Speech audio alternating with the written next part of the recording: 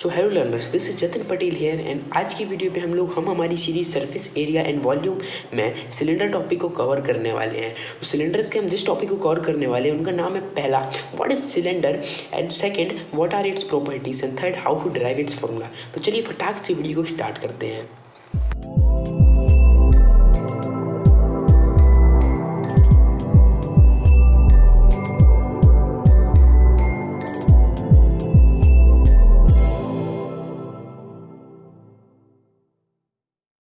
तो दोस्तों हम लोग का पहला टॉपिक है वो है व्हाट इज सिलेंडर।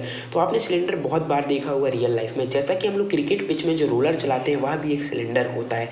अब हम लोग सिलेंडर की डेफिनेशन पे नज़र मारते हैं। तो सिलेंडर एक 3 डायमेंशनल फिगर होता है जिसके 2 पैरेलल साइड्स पे सर्कुलर बेसिस लगी हुई होती हैं और बीच में जो घुमा हुआ जो एक सरफेस होता है उसे हम लोग कर्व सरफेस कहते हैं।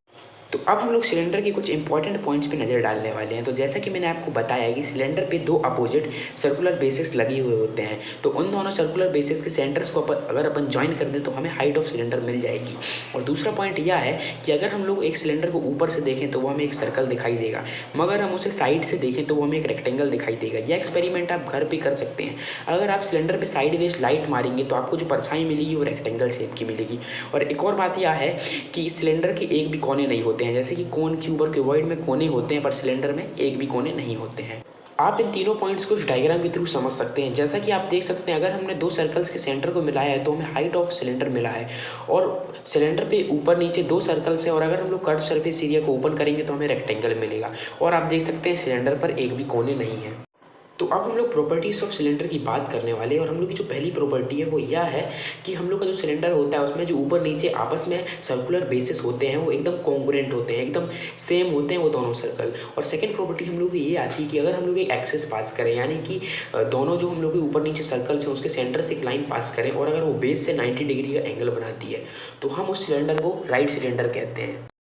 तो जैसा कि आप लोग अपनी स्क्रीन में एक राइट सिलेंडर को देख सकते हैं जहां पर बेस और एक्सिस के बीच में 90 डिग्री का एंगल बना हुआ है। अब मैं आप लोगों को कुछ थ्योरेटिकल पॉइंट बताने वाला हूं जो आपके लिए इंपॉर्टेंट नहीं है बट मैं आपकी नॉलेज के लिए बता देता हूं। अब ऑब्लिक सिलेंडर क्या होता है? ऑब्लिक सिलेंडर एक ऐसा सिलेंडर होता है जहाँ पर बेस और एक्सिस के बीच में 90 डिग्री के अलावा कोई और एंगल बना हुआ होता है, यानी कि ऊपर नीचे जो बेस होते हैं वो आपस में पैरेलली नहीं होते हैं बल्कि थोड़ा बहुत साइड वाइज रहते हैं। अब हम लोग के 2 लास्ट और पॉइंट यहाँ आते हैं कि अगर जो ऊपर नीचे बेसेस होते हैं वो अगर सर्कुलर शेप के हैं तो हम लोग उस सिलेंडर को राइट सर्कुलर सिलेंडर कहते हैं। और अगर ऊपर नीचे के जो हम लोग के बेसेस हैं वो इलिप्टिकल शेप के होते हैं तो वो हमें इलिप्टिकल सिलेंडर बनाकर देते हैं।